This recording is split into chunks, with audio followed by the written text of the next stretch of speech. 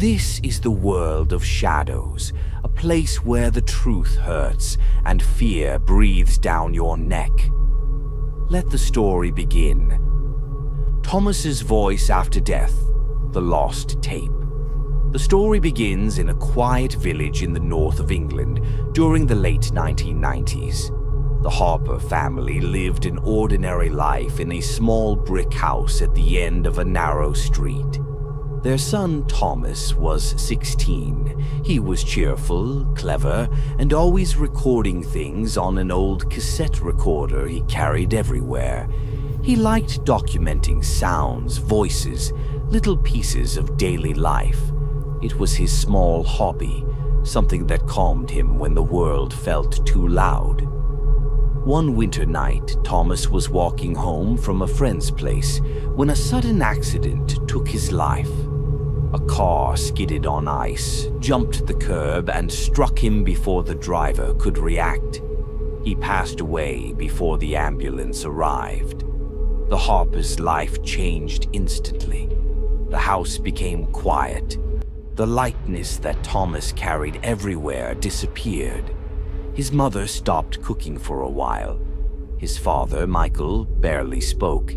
His younger sister, Beth, slept with the hallway light on for months. Time moved, slowly and painfully. Eventually, the family tried to live around the grief. Michael returned to his routine. He worked at a small electrical shop in town. He spent his free time fixing old radios, rewiring lamps, or restoring antique cassette players.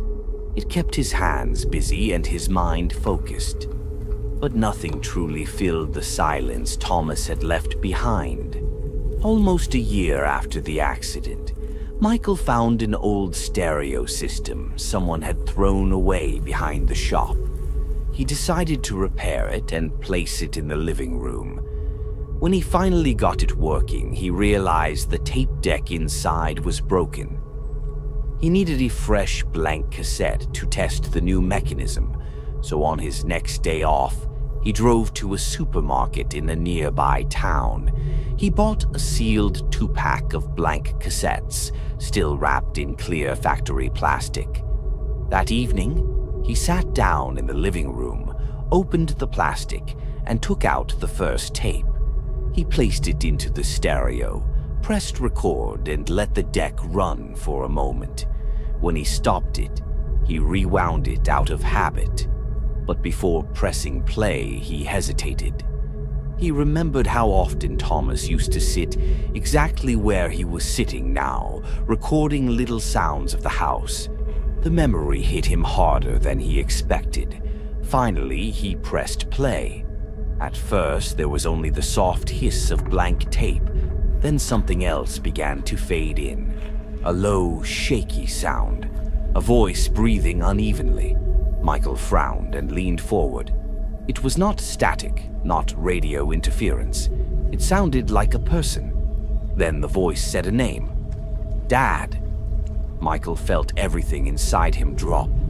The voice was faint, almost swallowed by the hiss, but unmistakable. It was his son.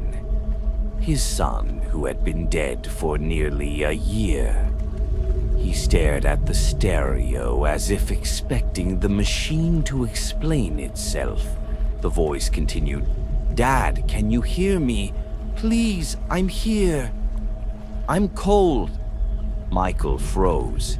Every hair on his body rose. He recognized Thomas's exact tone, the shape of his vowels, the way he always sounded when he was nervous, but trying not to show it. The recording played for another few seconds, filled with shallow breaths and faint echoes, as if the sound came from a vast, hollow place. Then the voice spoke again.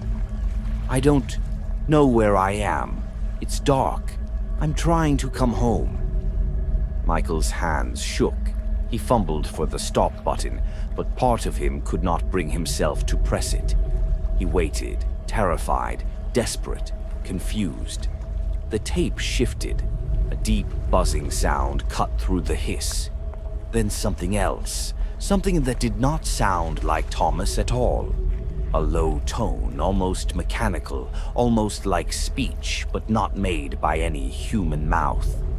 The strange sound growled through the speaker, slow and distorted, as if fighting to form words. It lasted only 5 seconds. Then silence. The tape reached the end and clicked. Michael sat in stillness for a long time. Eventually, he ejected the cassette and stared at it. A brand new blank tape should never hold a recording. The plastic wrapping had been intact. There was no possible way Thomas's voice could have been on it. No one else knew how he spoke, the exact rhythm of him, and the way he said "Dad." It was the same way he used to say it when he was afraid. He considered telling his wife, but something inside him resisted. He did not want to break her again. Instead, he rewound the tape and played it again. But the second time, it was different. There was only hiss, no voice, no breathing, no strange buzzing. The tape was empty. Michael played it a third time, and a fourth.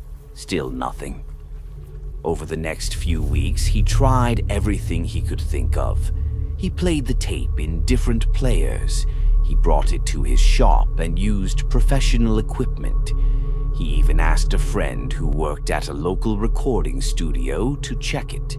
The tape showed no signs of previous recording, no voice prints, no anomalies. It was as blank as the day it left the factory. But Michael knew what he had heard. He did not sleep well for the next month.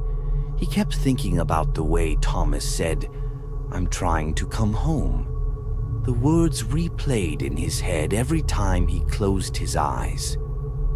One night, he woke up without knowing why.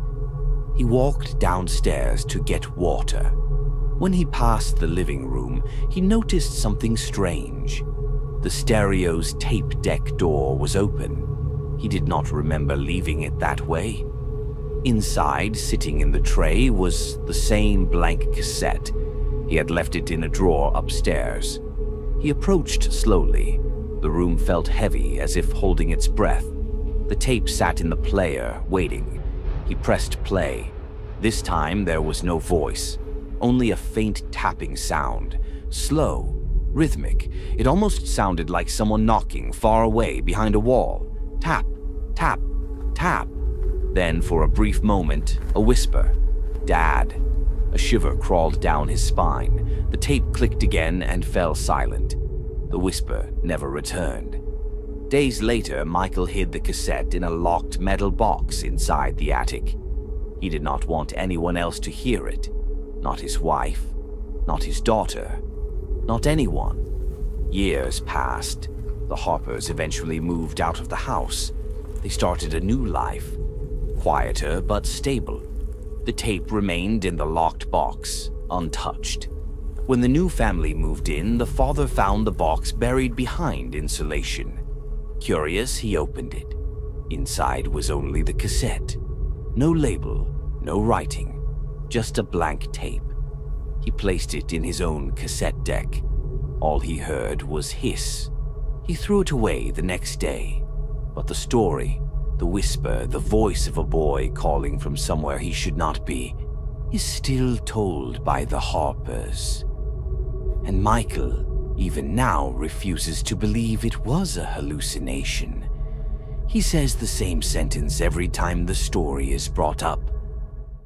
"I know my son's voice, and whatever spoke, it wasn't gone."